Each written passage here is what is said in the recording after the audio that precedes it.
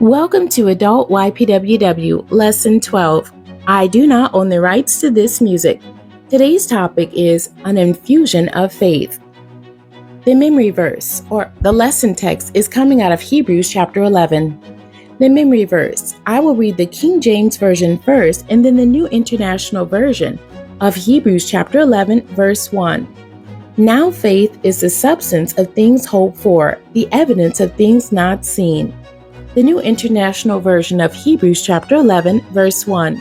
Now faith is confidence in what we hope for and assurance about what we do not see. There are several definitions of the word infusion.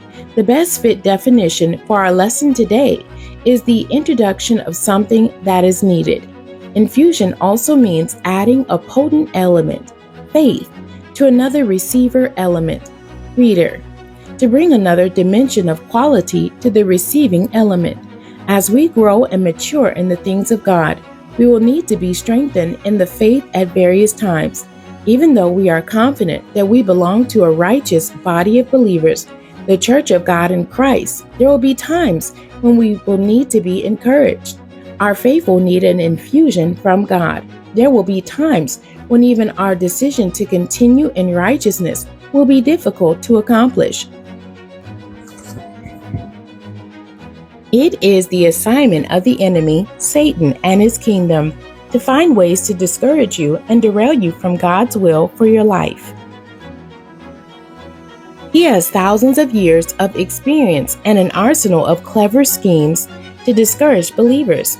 That is why our time of study is so very important. Our lessons provide the inside scoop that will empower you to win against the influence of Satan every time. The walk of faith for believers is a daily challenge. There are no down days when you will not have to use your faith.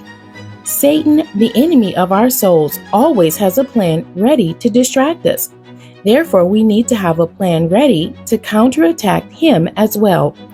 The foundation of our plan is always going to be prayer, Bible study, and fasting. These three basic weapons of warfare should be a part of your weekly routine. We encourage you to make prayer a part of your daily routine, preferably in the morning before you start your day. Then again at convenient times throughout the day. You can whisper a word of prayer softly. This frequent communication with God strengthens your spiritual core and stamina. 1 Peter chapter 4 verses 12 through 13 says, Dear friends, do not be surprised at the fiery ordeal that has come on you to test you as though something strange were happening to you, but rejoice inasmuch as you participate in the sufferings of Christ, so that you may be overjoyed when his glory is revealed. This passage reminds us that sometimes we will face challenges just because we are Christians. If we endure our times of testing, in the end, God's glory will be revealed and you will be blessed. Therefore, when life gets really tough, we must remember that God is aware of our situation. He has promised in his word that he will provide for us and protect us. It is during these times of tough challenges that we will need an infusion of faith. God is keenly aware of this need and strategically finds ways and means for us to be strengthened. Sometimes we will get a downpouring of faith, building information from attending a church service or revival. At other times, we will hear a great message and our faith will be infused. Then our expectation of experiencing the good things in life returns. We should cherish these times of faith infusion that God brings into our lives.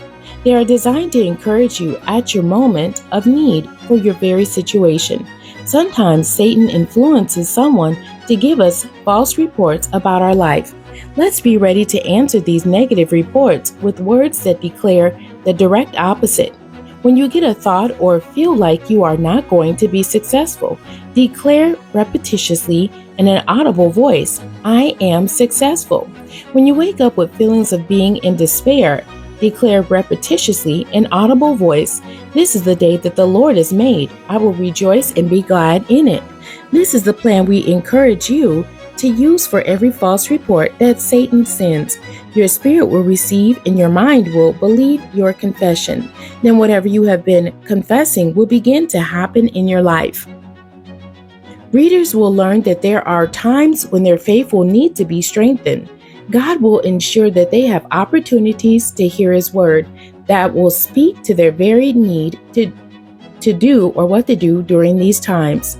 Readers will also be reminded to use the 3 foundational weapons of our faith during seasons of discouragement: prayer, Bible study, and fasting. We encourage readers to pray every day. The fake news or false reports of Satan will be discussed. A counteractive strategy to diminish false news will also be discussed.